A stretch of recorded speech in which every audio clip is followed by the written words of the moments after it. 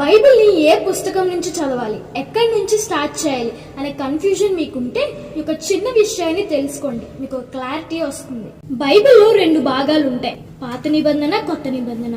నేను బైబిల్కి కొత్త, నేను ఎప్పుడు బైబిల్ చదవలేదు అని అనుకుంటే ఏ మాత్రం ఆలోచించకుండా కొత్త నిబంధన నుంచి స్టార్ట్ చేయండి. ఎందుకంటే మొదట మనం యేసు ప్రభు వారి కోసం తెలుసుకోవడం చాలా ప్రాముఖ్యం.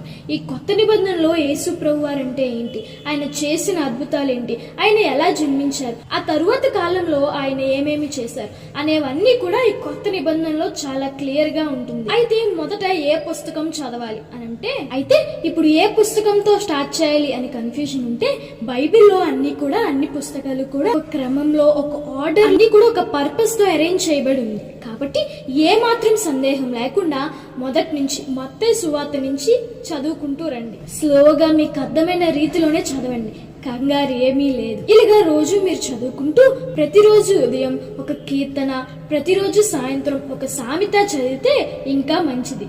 సో ఇప్పుడు మీ డౌట్ క్లియర్ అయింది కదా. ఈ రోజు నుంచి బైబిల్ క్రమం తప్పకుండా చదువుదాం.